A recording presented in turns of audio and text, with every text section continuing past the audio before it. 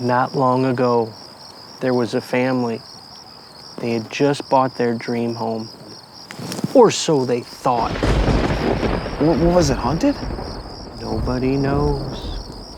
What we do know is it had a 37-year-old HVAC system. They called someone, right? Sure did. A contractor. From Craigslist.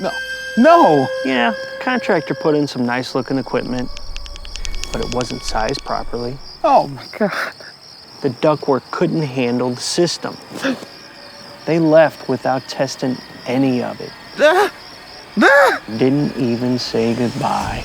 But why? Did they come back and fix it? The contractor was never seen again. And the family?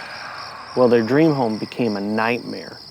Some say you can still hear the homeowner in the chilling breeze of Halloween saying, "We should have called Vogel."